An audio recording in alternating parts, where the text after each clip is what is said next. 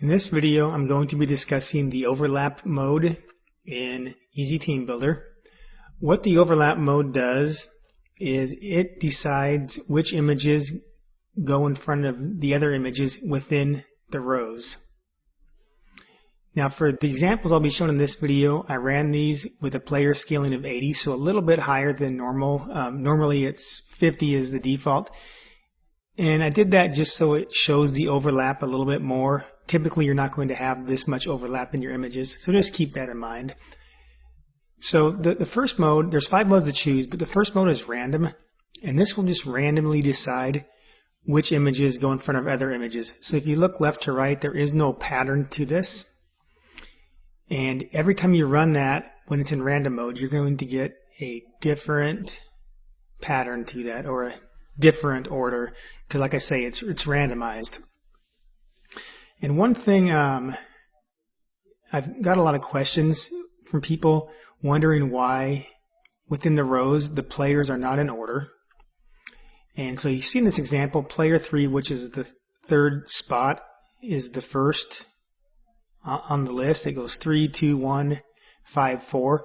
Well, the reason why is because how Photoshop works is the layer that's on top is the one that will be in front of the other layers. So you see the third image is in front of the second image, which is in front of the first image in this, just because of how it randomized it. And in order to do that, it has to put the third player on top of player 2 and then on top of player 1 in the order that they appear in the layer group. If it was to just go in order 1, 2, 3, 4, 5, all the way through 10 here, just let me order these. You see, if it's done like this in order, you'll see the left image is always in front of the image on the right. And that's not very natural looking. And so that's why you're not going to see this in order, just 1 through 10, or 1 through however many images you have in the row. That is unless you're using the left in front mode. So random is the default, and I suggest using that most of the time because usually you're not going to have as much overlap as we do. In this example, like I say, you'll be running near 50 usually for the player scaling, so you'll have a little bit of overlap, and then using that in random just makes it look more natural. So this was the random. The next one to discuss is the alternating.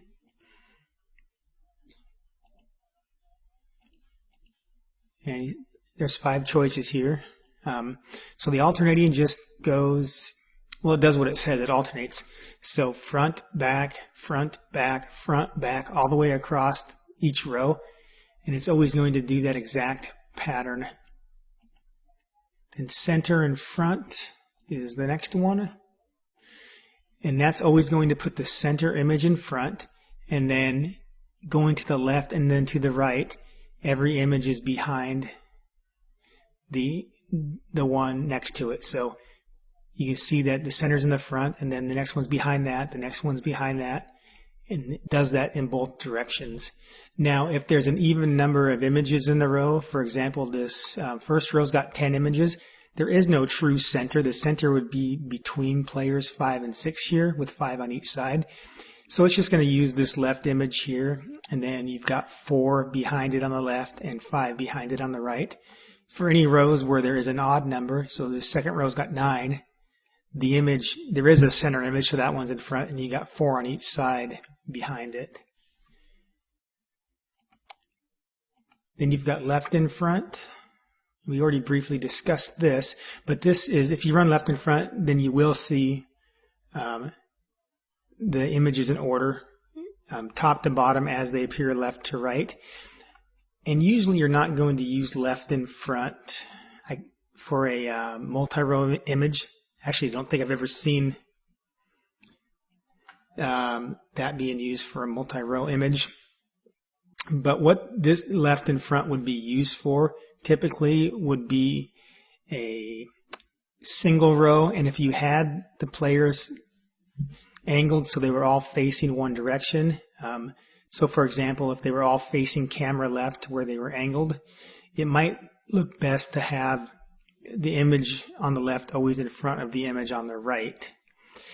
And at the same time, right in front, if it was a single row and they were all facing toward the camera right, it might look best to have the right image in front. And that's going to be the same as the left in front, or the opposite, just so the right image is always in front of the left.